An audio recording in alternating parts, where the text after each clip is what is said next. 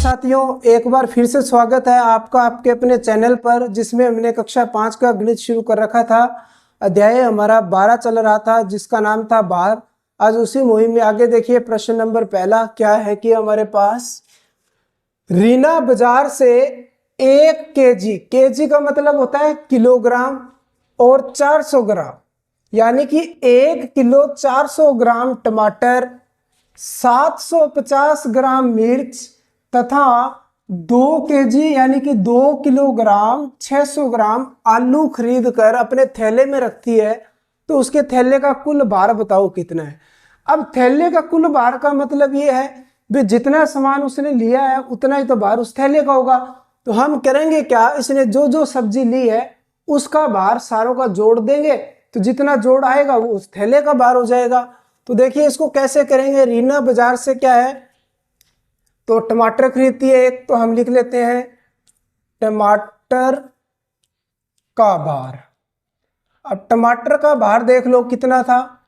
टमाटर लिए उसने 1 किलोग्राम, केजी का मतलब है किलोग्राम, और दूसरा क्या है 400 ग्राम।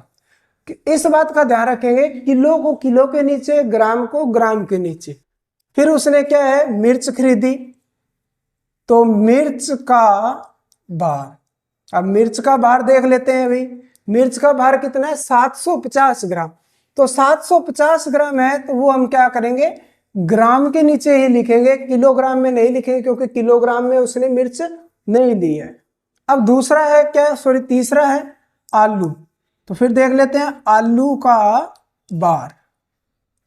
आलू का भार क्या हो जाएगा, आलू उसने खरीदे हैं 2 किलोग्राम और 600 ग्राम। तो किलोग्राम के नीचे किलोग्राम लिखेंगे और ग्राम के नीचे ग्राम लिखेंगे। अब क्या करना है, इन तीनों का जोड़ कर देना है। अब जोड़ करते समय ध्यान रखेंगे, हमेशा पीछे से जोड़ करना शुरू करेंगे। घटा भी करते हैं तो हम पीछे से शुरू करते हैं। तो पहले हम ग्राम को जोड़ेंगे। अब ग्राम के अंदर क्या होगा भी, 1 किलोग्राम में मैक्सिमम 1000 ग्राम होता है अपने पास। तो पहले हम ग्राम को जोड़ लेंगे, अगर वो 1000 से ऊपर आ गया तो बाद में इधर ट्रांसफर कर लेंगे। पहले ग्राम ग्राम को जोड़ते हैं। देखो 0 0 0 क्या हो गया 0, 0 5 0 क्या हो गया 5, 7 और 4 और 7 कितने हो गए 11, 11 और 6 हमारे पास कितने हो गए 17। अब देखो या तो सीधा मैं यहाँ पे क्या करूं 7 लिख दूं 17 का और हंसिल 1 इधर दे दूं, नहीं तो दूसरा क्या है मैं अलग अलग जोड़ लेता हूं भी। एक बार मैं ग्राम ग्राम को इकट्ठा कर लेता हूं भी, 400 ग्राम और 600 ग्राम 1000 ग्राम और 750 ग्राम ये रहा, तो यानी 1750 ग्राम हो गया। अब दूसरा क्या है, अब किलोग्राम में आ जाते हैं, 1 और 2 3 केजी, ये हो गया। अब देखो असल में हमें क्या है, इस बात का ध्यान रखना है, जो ग्राम होता है वो क्या होता है 1000 ग्राम से नीचे नीचे तक है, तब तो आप उसको ग्राम बोलेंगे।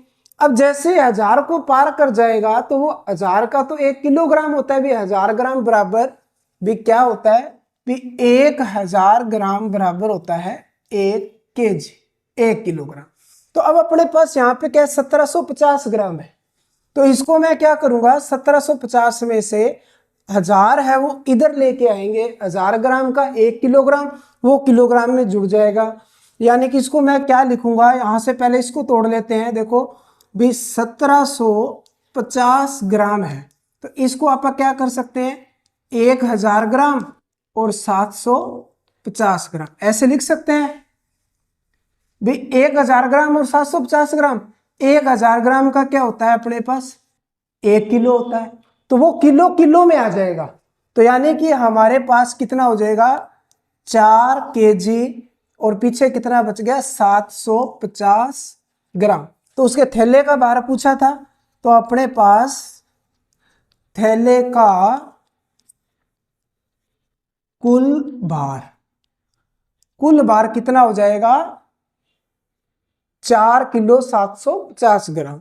अब ये जरूरी नहीं है कि यही तरीका है भाई, आगे ये तो मैंने आपको बताया है भी, अगर आप कंफ्यूज ना हो भी, ग्राम को ग्राम में जोड़ लो, किलोग्राम को किलोग्राम में जोड़ लो, इकट्ठे कर लो तो कोई दिक्कत नहीं है। अगर हमें क्या करना है हंसिल लेनी है, सम्य भी देखो, जो सम्य का चैप्टर करवाया था, सम्य में क्या कंडीशन थी कि उसमें 60 का क्राइटेरिया होता था भी, अपने पास मिनट भी 60 थे, सेकंड भी 60 थे, इसलिए हम उसमें क्या हंसिल नहीं ले सकते थे।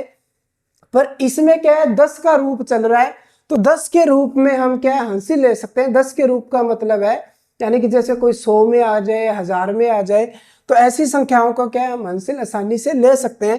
भाई मैं इसको सीधा भी कर सकता था, कैसे 0 0 जोड़ा 0, 5 0 5 0 5, और 4 और 7 11, 11 और 6 17, 17 का क्या आ गया 7, हंसिल बची 1, वो हंसिल 1 इधर दे देता, 1 और 2, 1 और 1 2, 2 और 2 ये 4, यानी 4 kg हम डायरेक्ट भी लिख सकते थे भी 4 किलो 750 ग्राम।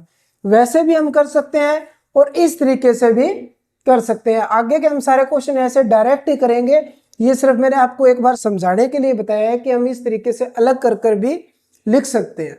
उम्मीद करता हूं कि ये प्रश्न आपको अच्छे तरीके से समझ में आ गया होगा। धन्यवाद।